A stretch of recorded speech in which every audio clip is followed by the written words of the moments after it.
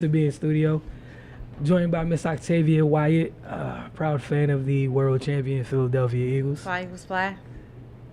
I got Cardell Dudley with me as well, uh, and I'm Wilson Turfay. So just want to go ahead and try to be on Octavia's good side today. I can't promise you that intro is going to be the same each and every week, but at least you could say for one show that is how the introductions begin. I appreciate it. I take whatever I can get. So it's another week.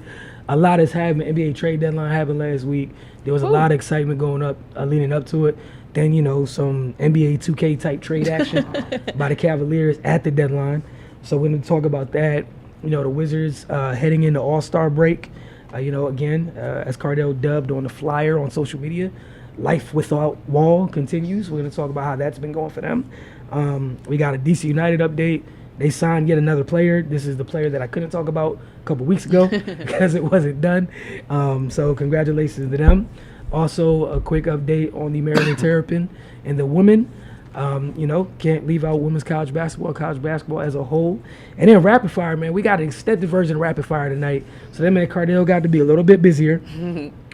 Cooking up some more questions to which Octavia and I will have to try to navigate our way through. That being said, we're going to go ahead and get started with the Wizards segment. So this is what the Wizards have been up to in their last 10 games. They're 32-24 in the East. That's good enough for fourth. And they are 6-4 over the last 10. Obviously, it could be better. But considering they're playing without their franchise player, it's not the worst thing in the world. What did hit the internet this week, not this weekend, but I guess technically this weekend, last 48 hours, or for the Wizards side, some interesting names popped up for the role of backup point guard, possible roles, after, both Tomas Satoransky and Tim Frazier got hurt against the Bulls, courtesy of Bobby Portis. So Cardell texted me as soon as one of those names popped up. Then a couple more of those names popped up. And I don't really know how I feel about any of those names, to be honest. I do know the Wizards don't need much. You just kind of need a warm body because, Tomas will be back. He should clear concussion protocol. And, they do have a little bit of a break with the All-Star break happening this week. So, Cardell, last 10 games have been 6-4. Your thoughts on the Wizards? Just keep doing what they're doing. Just fighting, moving the ball, playing sound defense, looking out for one another. Obviously, the injuries to their point guard kind of is a concern. I don't know if Frazier's going to be back for a while. That's a nasal fracture, so I'm not sure if he's going to come back looking like Rip Hamilton with the mask and stuff, because, that's dangerous. A lot of people don't know he had to wear that mask because if he got hit in the nose again, that would have been in his career. Possibly could have got killed if it would have been a hard enough blow. That's how much damage was done from the injuries to his nose, so that's not something to play with. Tomas, I know he in concussion protocol.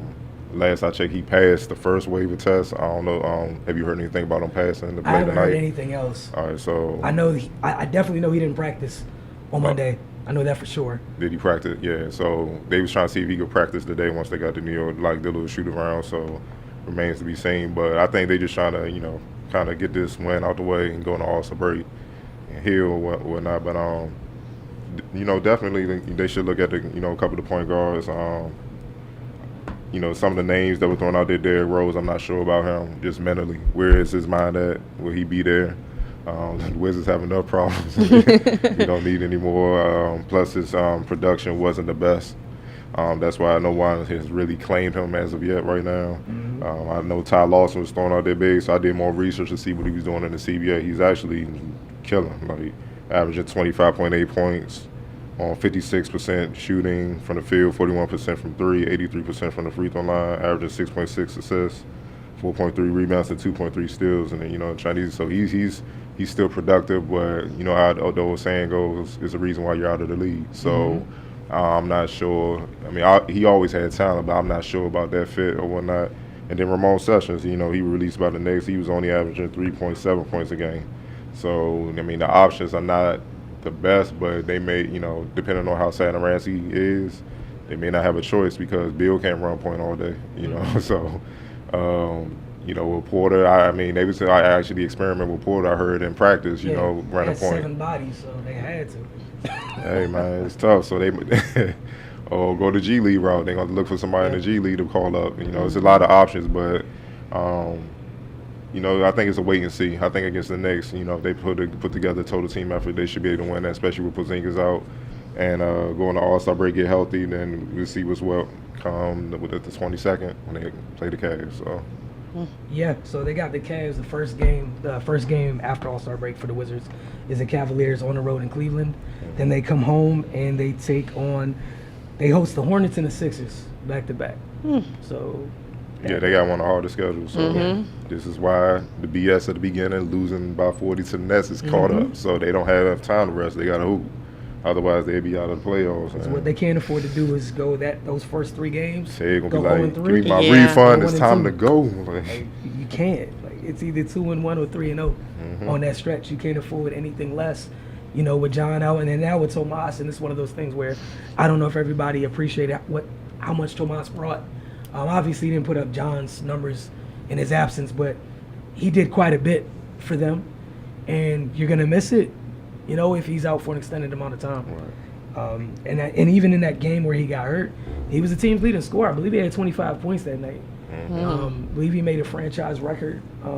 I got to double check what the record was, but I remember seeing that this week. But he was hooping in that game. So, you know, he does a lot for them defensively. He's one of the reasons that they've been a little bit more sound. He, you know, starts at the tip of the spear on defense with your point guard, and he doesn't really gamble. Stays home, team stays home to get deflections. Get steals, you know, the length, the athleticism helps on that end of the floor. And on the other end of the floor at 6'7", you can see over the defense. So you're going to miss some of the little things that he does. And as you said with Tim Frazier's injury, type of thing, you don't know if he's coming back. And, you know, with Tim Frazier, again, it goes back to the whole thing. You don't know what you're missing, you know, what you have sometimes. So it's going. Even with Tim Frazier, look like point per game production, you won't see his value. But those little things like Tomas, he scraps. And it's things that this team needs. You mentioned one of the things that's been different for them since John went out. Their increased, it seems that their level of effort in terms of their fighting, you know, it looks a little bit more closer to last year in terms of their effort and willingness to scrap. And, you know, you can't afford to lose that. And you're losing 2 guys that are, you know, scrappy guys. Right. So that's going to hurt just a little bit. And of those guys that you named, as much as it pains me to say, I'm probably going to lean a little bit towards Ramon Sessions. Of those guys that you named, and again, that pains me for fan reasons, but objective reasons is probably where I'm leaning a little bit. I'm in agreement with you. Just I don't think I don't see anything positive coming out of him being here in DC from the media standpoint and both on the court. Like I don't see what, you know, the that little sabbatical that did it right there. It's like we ain't got time. Yeah, I don't know how invested you are anymore. Yeah, and I mean it got to be tough too on his end. Like with the injuries, you know, you went from MVP level world like on a tier of world class athletes, you were probably close to the top of that tier, and then all of a sudden it's gone. You know, and sometimes people don't understand how hard it is. Rehab is to get back. Then you get close to getting back, and it happens again. Yeah, because the rehab is just not about your body; it's about your mind too. So you can see that he's been having issues with that. All right, so we're going to talk a little bit about the trade deadline, but we're going to take a quick break. And as always, you know, we got the latest high school rankings. So it's coming up during this break. You're watching The Focus, and we'll be right back.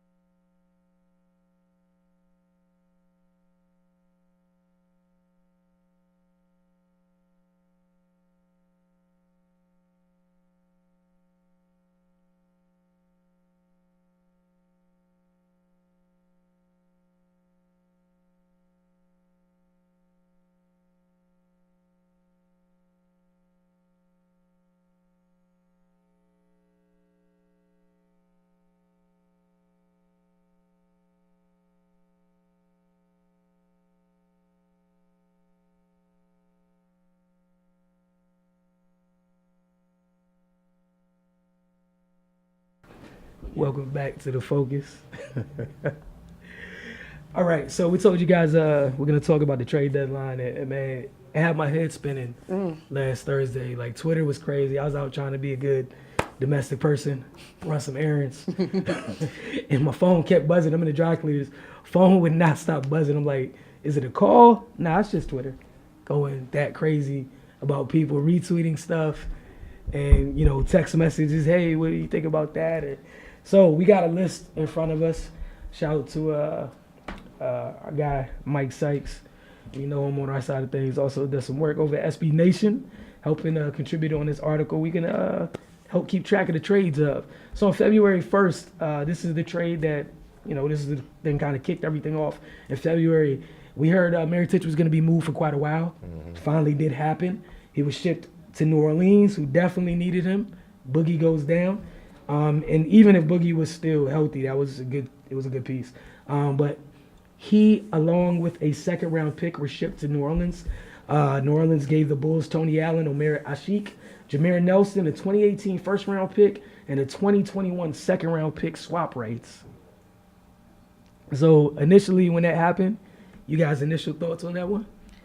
I thought it was going to be a good pickup, and it's proved to be so far, because Mirotić is balling out there right now, and just like you said, with Boogie going down, that's a big piece that they need. They need more help, so it's definitely working out well for them so far. You can only imagine they've only had him since February 1st, so once he gets more acclimated to the system and he learns his teammates and everything, it can only get better from there. Cardell? I mean, absolutely. We was kind of talking about him, seeing if he can come to the Wizards. But, he's the perfect complement to Anthony Davis. His shooting get a lot more attention, but he's actually tough seeing him up close. Yep. He's a lot more physical than what people. He's more of a physical European that can shoot. Mm-hmm. You know what I'm saying? He'll surprise you with his playmaking skills and stuff like that. And he's a willing defender. I say some people just don't defend because they just don't want to. He actually put forth the effort, even though he's limited laterally, but he'll get out there and scrap. So, and he's a vet, man. He's been around the league, so he knows how to play. And so, before the little recent, they blew it up and let Jimmy Butler go. The Bulls were always in playoff contention, so he has that going for him. So, he's a big addition. And right now, I see that they're 8th, at 30-26. They tied with Denver, who's got the same record. And, they're in the 7th seed, but, they're about a half game back of the 6th seed. And, look, 3 games back, 4th seed Minnesota. You know what I'm saying? So they put a little win streak together. They can move up real quick. Mm-hmm. Yeah, and I mean, we saw, I think it was last night, AD went nuts on Detroit. And you got to think about it. With Mirotić out there, if that's your front court partner, you can't leave him, even if you want to. And that's space. To go and, poor Drummond, you out there guarding somebody like AD. No, all you saw was just space around AD. Where everybody giving them the east, though. Like, not the east, but they going to move up and bump people out there. Like, that quick, huh? It was a good start. It's a nice matchup together, but we're going to elaborate on the Twitter people later. Oh, yeah. Man. These people be getting gas off anything, man. Man, it's microwave society. Y'all react too quick. Yeah. All right, another trade that happened was the Tyler Zeller got shipped to the Bucks. We are not going to expound on that one. Yeah. No disrespect to Tyler Zeller or Rashad Vaughn, but nah. You press with time, baby. Yeah. We're talking blockbuster deals out here. I'm so sorry, so let's speed it up. February 7th, Knicks trade Willie Hernan Gomez to the Hornets. Only reason I'm talking about this real quick, the Hornets needed that. You had Johnny O'Bryant, and he didn't really provide too much there. And the Hornets got a couple big guys who don't really know if they're really centers. Hernan Gomez might at least be somebody who wants to play the center spot, and it can't hurt. The Bulls traded Jameer Nelson to the Pistons. The Pistons traded Willie Reed to the Bulls. Future second-round picks were swapped during that. The Pistons, they got James Ennis from the Grizzlies. It was literally James Ennis to the Pistons. Bryce Johnson from the Clippers that came over that Blake Griffin trade. And a future second-round pick went to Memphis. Luke Babbitt got traded back to the Heat. We're not expounding. Kings and Raptors, they exchanged young prospects Bruno Caboclo and then Malachi Richardson. The Wizards, their one trade, which they still haven't filled that roster spot yet. Sheldon Mack to Atlanta, and they gave up a future to the Wizards. The Wizards got a future second-round pick And, they don't really know what's going to come of that. Noah Vonleh, originally drafted by the Hornets, shipped out to the Bulls. The Blazers got the rights to Milovan Rakovic. Don't know when we're going to see him in the NBA. One of those stash guys. So, we'll see what happens with that. Dante Cunningham traded to the Nets. The Pelicans got Rashad Vaughn. Got another young guy, another young wing. And Dante Cunningham go to the Nets. Okay, Emmanuel Mudiay traded to the Knicks. We'll finally get somewhere we can talk about.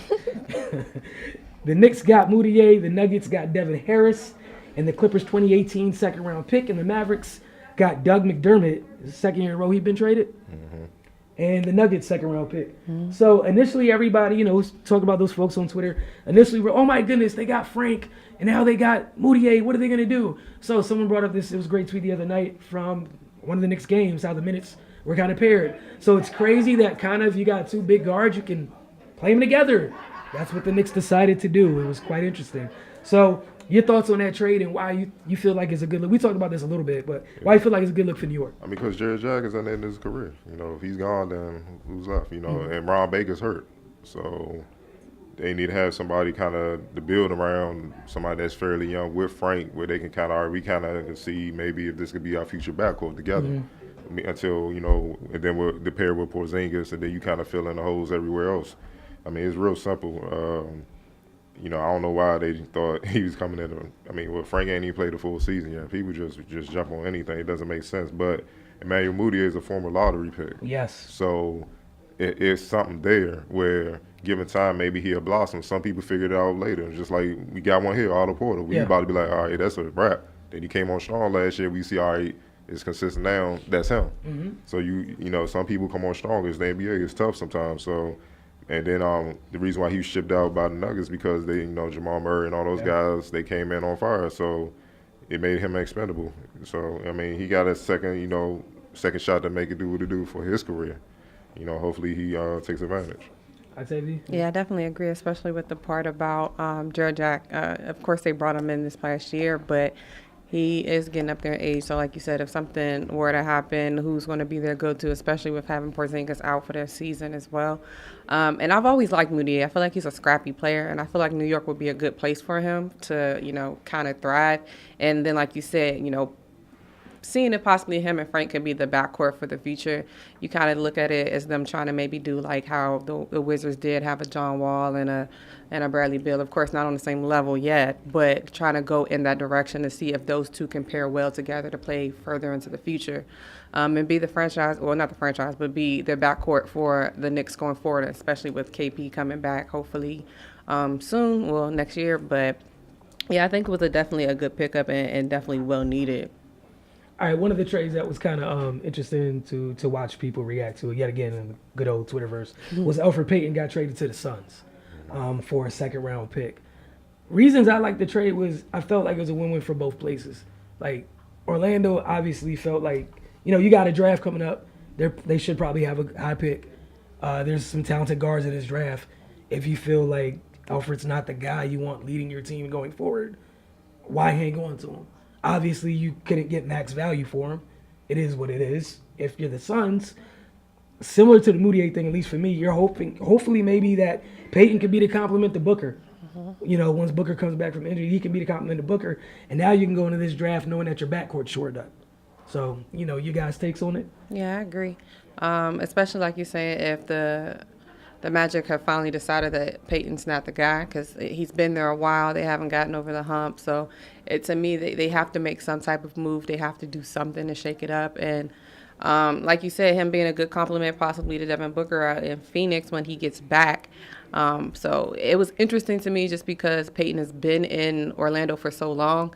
But it makes sense. It's a business at the end of the day. We hate to say it, but it is. And they just didn't see what they were getting out of it. And like you said, they didn't get max value for him because they just traded him away for a future pick. But, I feel like it's a good pickup for both teams to, similar to Mudiay, see if Peyton can turn it around in another place further on in his career.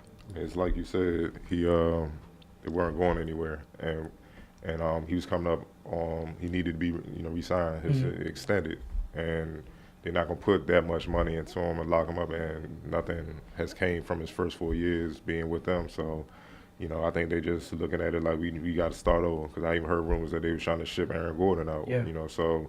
I mean, it's a disaster in Orlando, and they traded him to another disaster with Phoenix. So yeah, that's the only other thing. he just got balled out, man. You can't control that. That's part of being in the NBA, man. So, but I think that's the main part. They just want to extend him, put him up there for 80, 90 million, be locked into him, man. Clearly nothing really is going to come from it. You know what I'm saying? So, but Orlando got to get it together. They done trade away some great players. I mean, look at what Oladipo doing. There's a couple other guys that left there and doing well. I know their first round pick been hurt a lot. You know what I'm saying? Out of Jonathan Isaac. So, I mean, they got it's bad, man.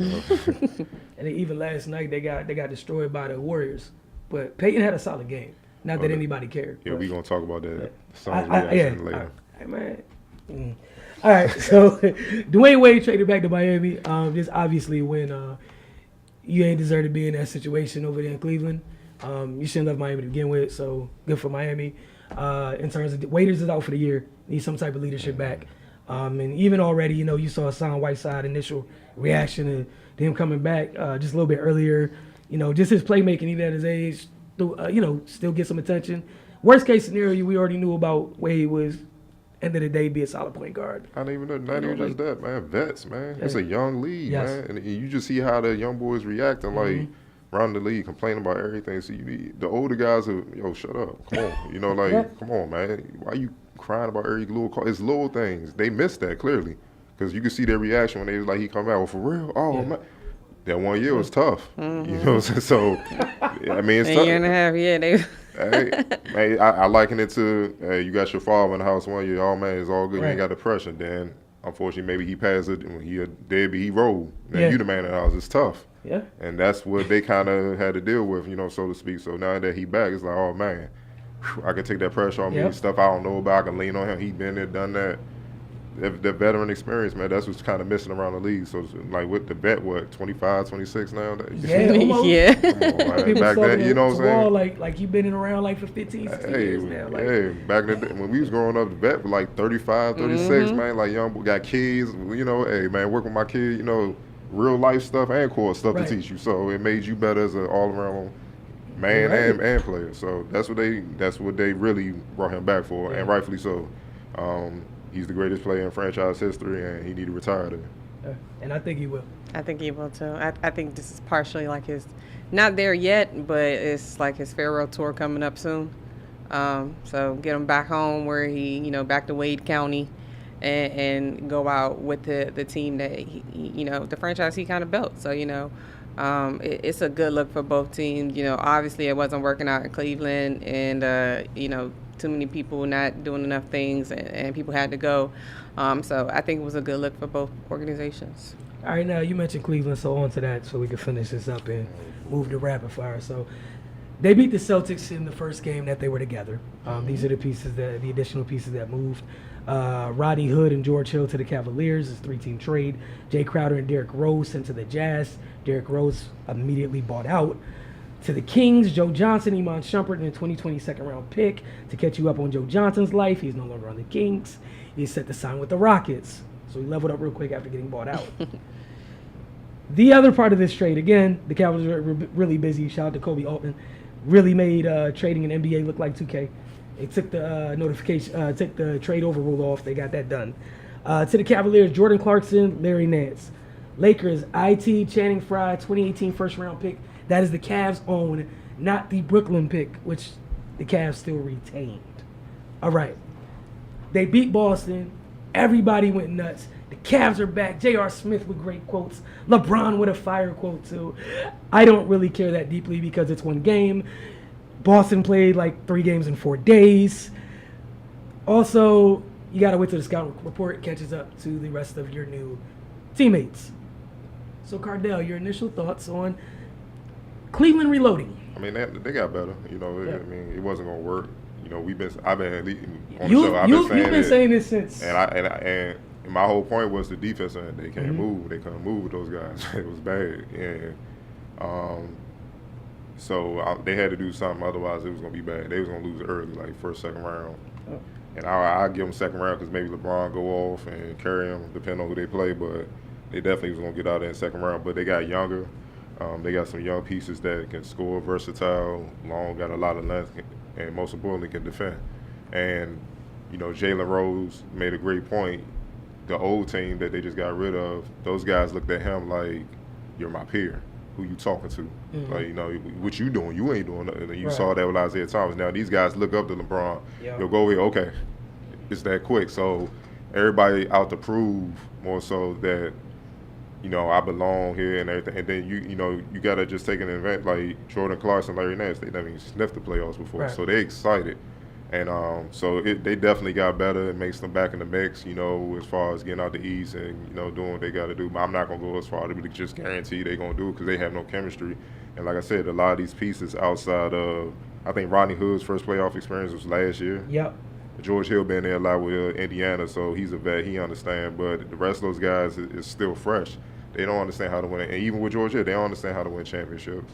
So they have to learn. And kudos to LeBron for saying that, like, now, I'm not going to say we out there because those guys like Philly been there longer, Boston, like he kind of admitted we caught them tired or whatnot, saying Toronto's still there, they got that, they know. We still trying to figure each other out.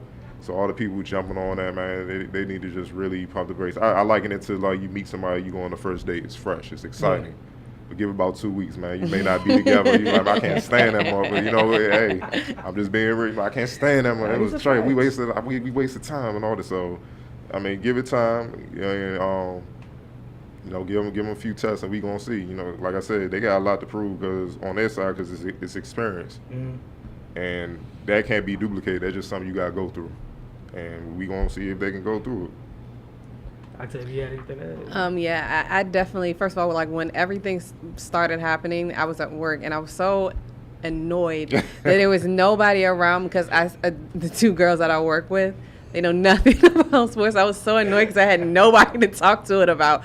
I was like, do you see what's happening? Okay, you don't care. But yeah, blockbuster trade, I definitely agree with Cardell. I do believe they got better. They got younger and faster, which is two things that they definitely needed to do. And I definitely agree with the point that he's like LeBron's not playing with his peers as much anymore. He has a lot of people that are looking up to him. So he has a lot more people that are willing to listen to him more and to go, in my opinion, go to bat for him more because they're trying to prove themselves. They're trying to, put themselves next to that top tier caliber player and be that go-to person. And just like you said with Nance Jr. and Clarkson not even being anywhere near the playoffs since they've started, they're excited. So they want to work hard to get to it because they know that they have LeBron now. They're with LeBron, they're with this franchise that knows how to win, kind of, sort of, in the last couple of years, of course. But it was eye-opening for me just because of everything with the whole Isaiah Thomas situation. They gave him 15 games. It was like, you ain't cutting it. You got to go. Hey, or he. No, probably a little bit of both, probably a little bit of both. But, it's just interesting to me that, Isaiah Thomas has been in the league for 7 years and been traded 4 times, So, still, as great as his season was last year, he's still really trying to get his footing. He's still trying to, learn how to be a championship caliber point guard and player in the league. So he still has a lot to learn as well. So I do think it was good for both organizations, probably a little bit more for the Cavs because they're trying to get it together now and to make moves to push forward further because they're closer to being in the playoffs than the Lakers, of course, are. But it's very interesting. And with the game with the Celtics this past weekend, I felt the same way. Like, I just felt like it was, the excitement of, we just got together, we're about to, play extra hard and go real hard because it's the first time anybody's going to see us playing together. I'm waiting. He dunked on somebody first time in like 4 years. But that's what I'm saying. That's the only thing I don't like about the whole hoopla around it. Like now you doing quotes and putting out Instagram memes and all this other stuff. Like one game, y'all was just getting drugged last week. Like y'all were up on the we just talked about the Magic real bad, right? And they were up on the Magic by 21 and still lost. And so They play the Thunder tonight, so my phone will be on, paying attention to boy. that. They're currently playing, haven't looked yet, but yeah, I'm just excited to see how everything works out going forward, because I still feel like the East is stronger than it's been a lot in the last couple of years. So it's not going to be a cakewalk for them. Even though they got younger and faster, they still got to gel. They still got to, have these players listen to Ty Lue, these new players, and fit into the scheme of everything. So we'll see what happens. And one more thing, the reason why I like to trade for the Cavs, period, is because you don't know if LeBron's going to be there. That's my favorite part of the trade. And they kind of got a young core where it's not just just horrible. You know what I'm saying? They got some pieces they need to make moves teams will want, or they got some young pieces where they develop. You can build around them. Plus that first round pick. We don't know if it's gonna be a first pick. So that's the other thing. So it's insurance also. So, hey man, we're gonna see what happens right now. Cavs up 25-24. In the it was late in the first quarter. So, we'll see what happens. Yeah, because Russ Melo coming off 2 games not playing with ankle injuries, so we'll see how that works out. Yeah, again, Cardell, as you said, that's my favorite part of the trade was Cleveland ensured that they're not going to be left at the altar again. If somebody decides. And I think that was the biggest. I think that was the biggest push behind all of these trades, to get younger now, because if LeBron leaves them, they're like, what are we? They don't want to be stuck in that place. Like, what do we do? Like he left the last time, and they just went to the wayside for however many years he was gone. So I definitely think that's probably the most fire behind everything. Like, that's the reason they really wanted to do this, because they know they have to. With LeBron holding the cards right now, like, he's not saying if he's staying, if he's going to experiment with different teams, test the free agent market, see, figure out what he wants to do, all of these other things. And they can't do, it's a business at the end of the day. Like, LeBron has the right to be able to do that, but the team, they have to cover themselves as well. Okay, yep. Can't get got twice. No. First time's on you. Right. Second time, First time, shame on you. Second time, shame on me. Get it together. You definitely don't want to get number 3. All right, so we're going to take a quick break. I hope you guys enjoyed that segment. We got rapid fire coming up next. You're watching The Focus. You're listening as well. Thank you for doing both. And we'll be right back.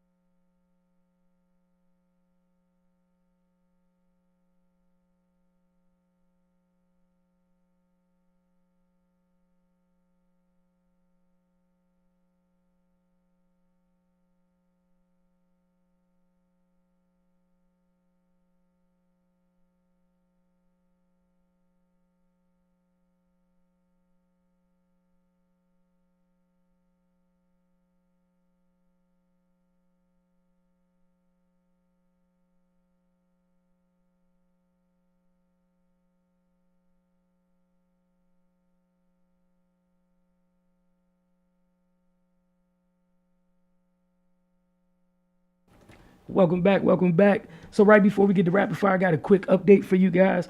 Told you DC United's been busy. Told you they came into some money. They traded the 3rd overall pick back in the draft like last month. It seemed a long time ago, but it really wasn't.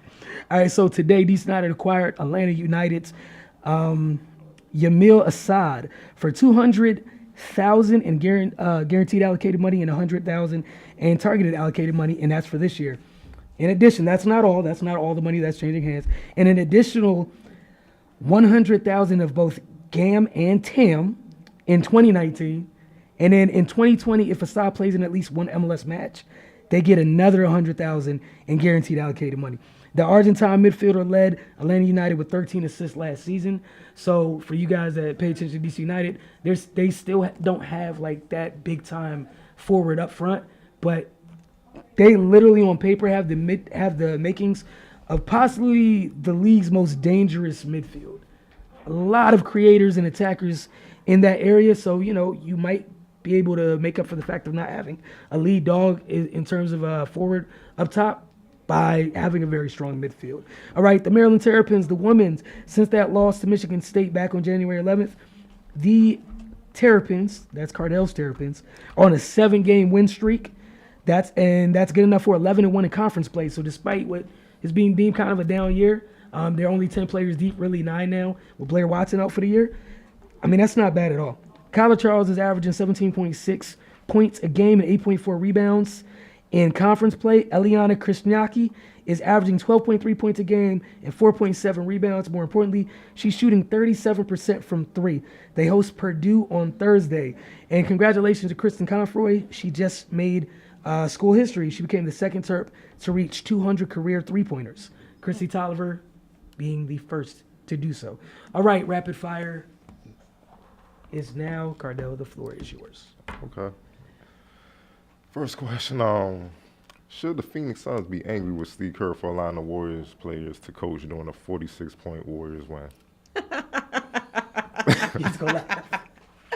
I mean, they probably should be upset with themselves if they're going to be mad at anybody. I'm saying, like, Steve Kerr is being a great coach and getting them ready for after playing basketball, being able to know how to coach a situation.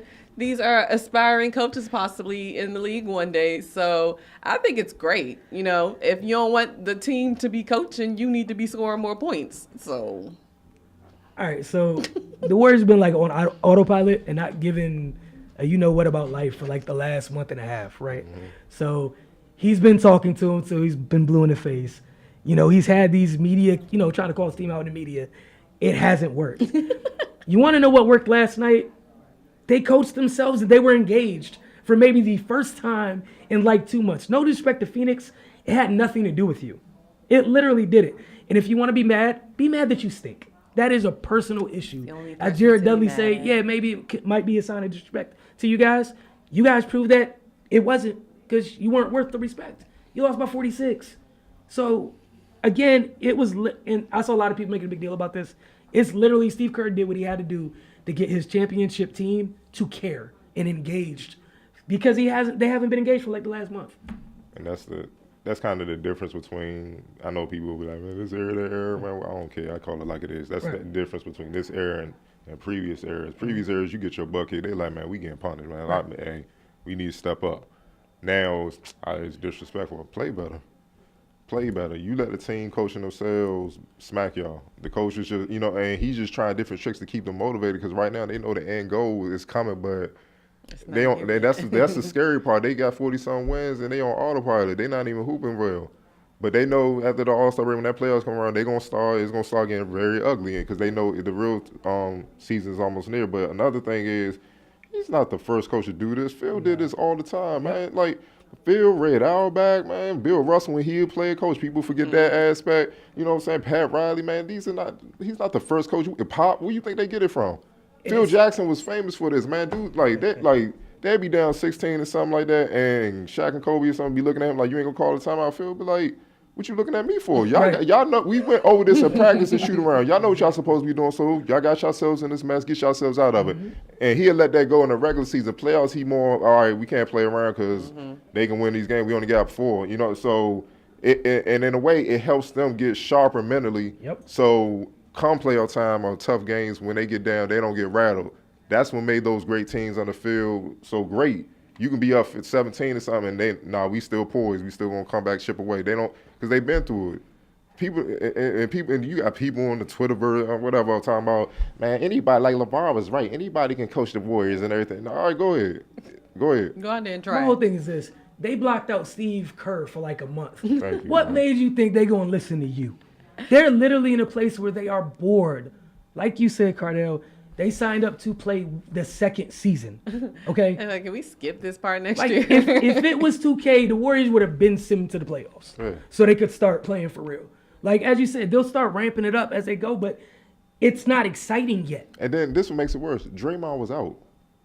And was you holding lost by clipboard. 46. No, that's y'all being trash, man. Y'all got to step up. Come on, man. 46. Their emotional leader and the heart and soul of their defense was wearing a suit and writing plays.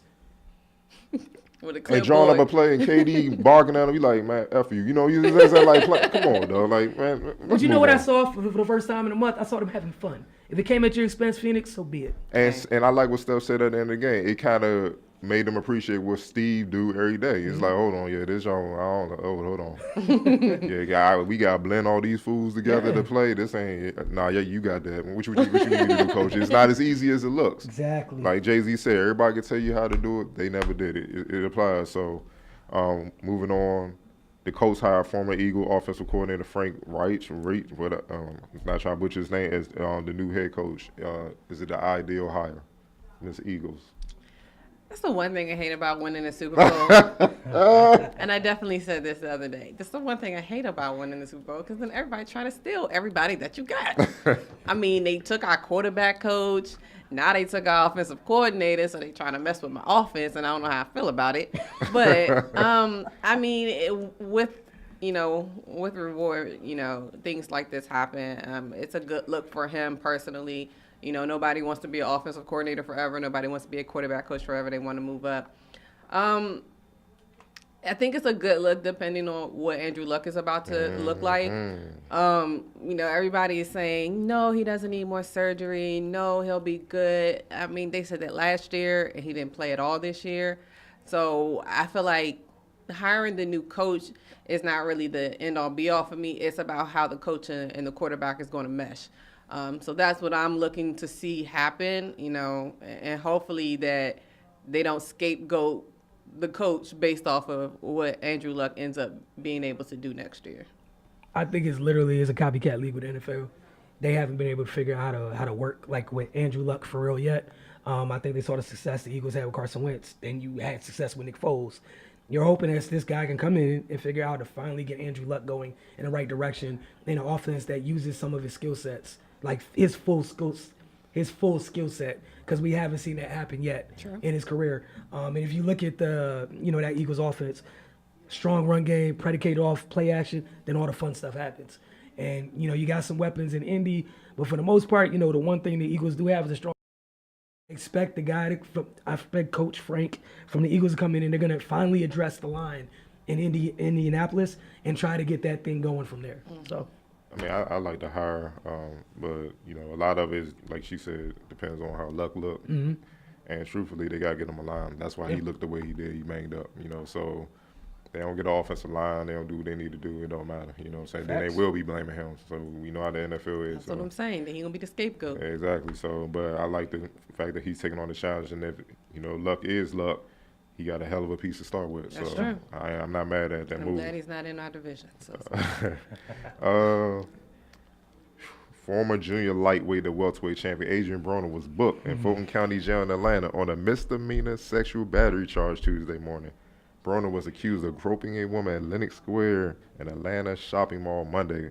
Will Broner ever get his career back on track and contend for more world championships? Never. No. I'm so over him. Next question. No. Like, I'm so over him. Like, I feel like he does it for attention, and then he gets mad because he gets the attention, and then he's mad because he's not getting the attention. Like, I feel like it's something really wrong with him. Like, he may be bipolar, he may be schizophrenic. Like, I feel like he needs to check into a mental institution to really get checked out. And I'm saying that, like, for real. Like, I'm not even trying to, like, joke with him. Like, it's something like a chemical imbalance going on or something somewhere, because there's no way that you can be that talented and be that destructive to your career. And the people that we've seen do that have had mental issues, like with Johnny Manziel coming out that he's been diagnosed and all, and Josh Gordon and everything that he went through, and all these people having some type of substance abuse or some type of mental situation. It's something going on, because not that long ago he was fighting somebody in Las Vegas, I think it was, somewhere. It's always something that's going on with him. So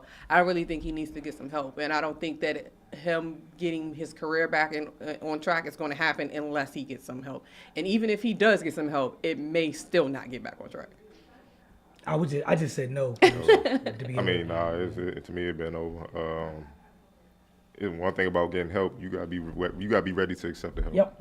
And a lot of people, pride and ego, whatever it may be, it gets in the way. Like me, I'm a bottom line. What's the solution? Because I'm trying to get to that result. So if I gotta check myself to get there, fine, whatever. I'm gonna be better for it. But a lot of people fight it. They just gotta have their way, their ego.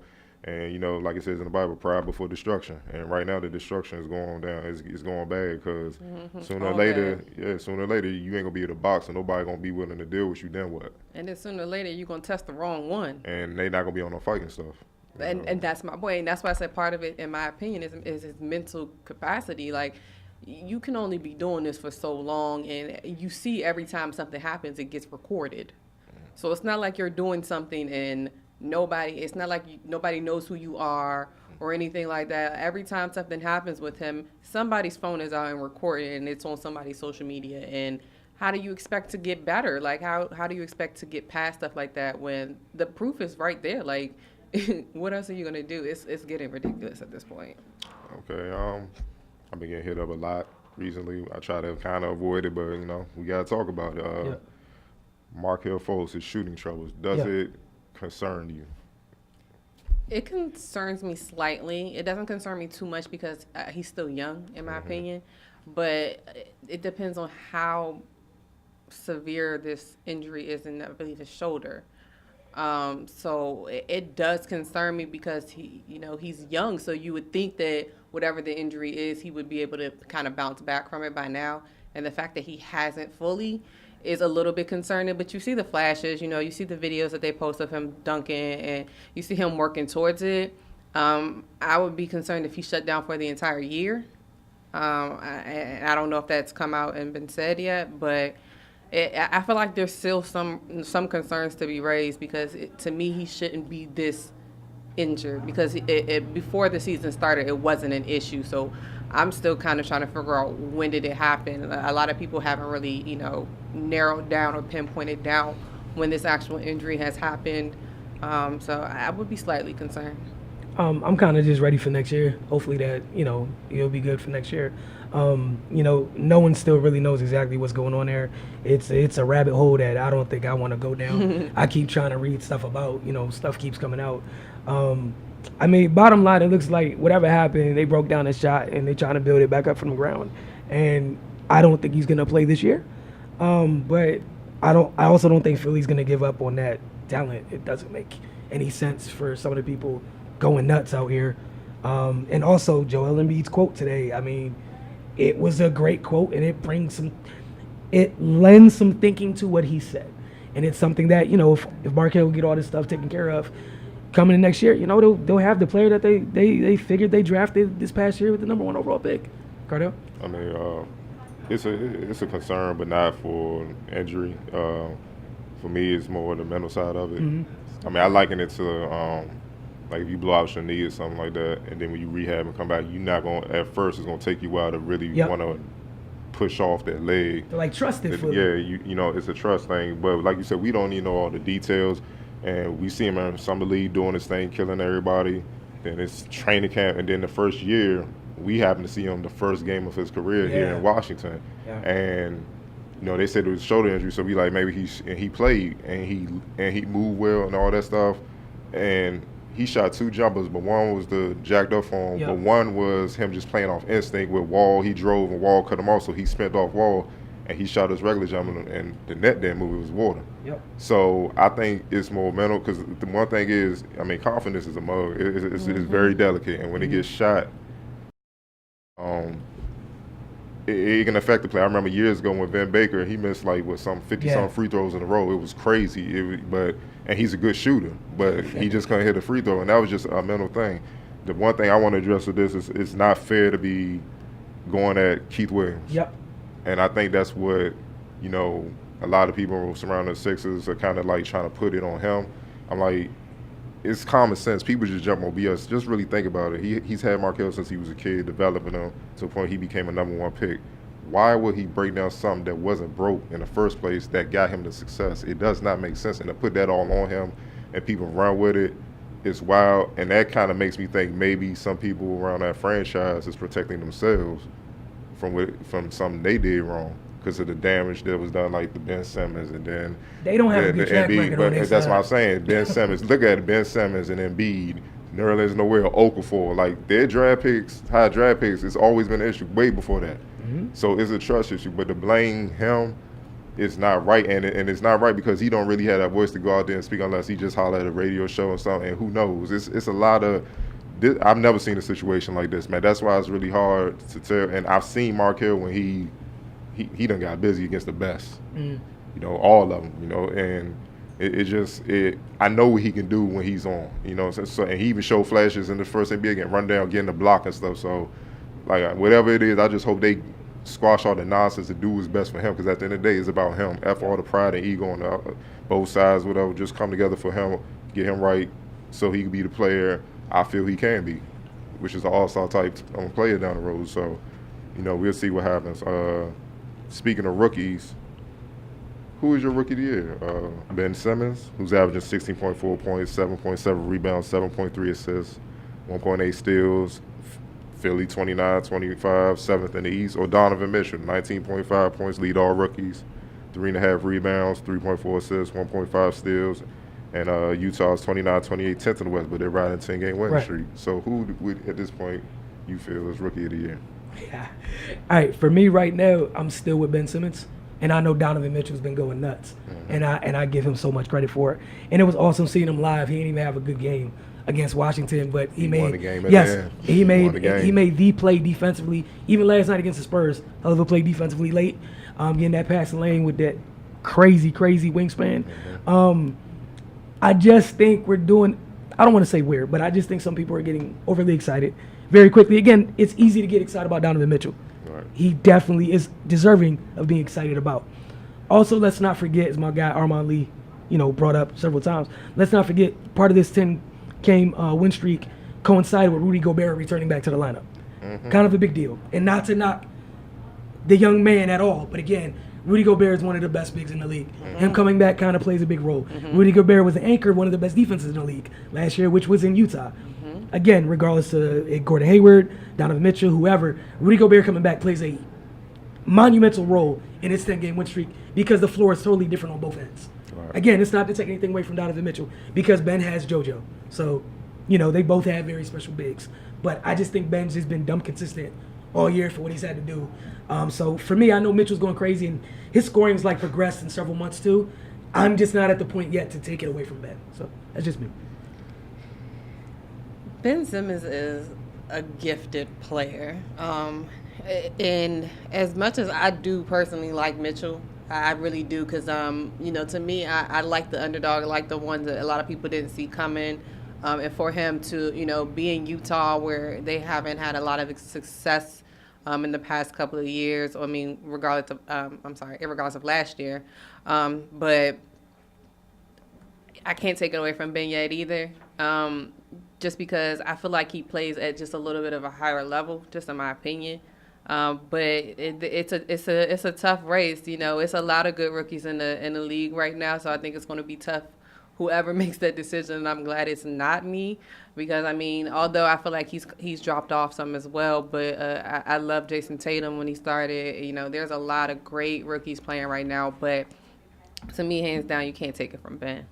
Yeah, I'm with Ben, man. Okay. You know me, I love the all-around play. I don't get caught up in point. I love Mitchell too. Don't get it twisted, man. So we're consensus here. Listen. Look, I loved him in high school with Bruce. Yeah.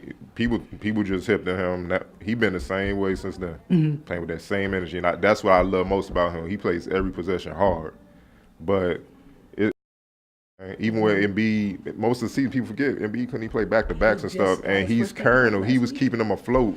You know what I'm saying? Doing what he got. J.J. Redick in and out of the line of veterans. He keeping them afloat, dropping. He's a rookie, and I know it's his second year, but this is his first year on the court. Mm-hmm. He's almost averaging a triple-double already. It's only going to get worse without a jumper. I was about to say, that's the other thing. He doesn't even have a sound jumper yet. He's doing all of this, driving to the basket, floaters, little small stuff like that. Imagine when he actually gets a jumper. And I got to add in, winning is important to me, man. It's kind of a big deal. So he's in the playoffs right now. Utah's trying to fight to get there. That's what I'm saying. It's going to be a tough battle, man, but they fighting for something too. So right now at this time, it's Ben Simmons got the edge. And For the last question, LeBron James said Oklahoma freshman sensation Trae Young better go pro.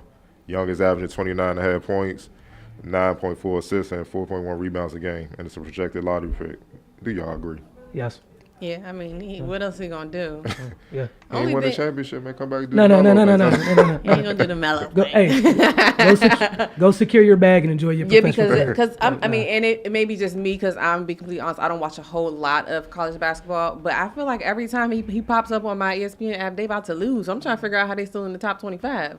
Am I wrong? I'm not getting. I mean, going they down on a that low place. slide now, but a lot of those games, they came back early. Okay. Because he take over late, do what he do. But, they sliding right now. But Okay. I was like, dang. I was like, they still in the top 25. I feel like every time I see him pop up, they lost or something. But okay. All right, we want to thank you guys for tuning in. We see you next week, same time, same place. Look forward to we got great guests playing for you next week. You are watching The Focus, and as always, get over to finestmag.com and mymodernsports.com.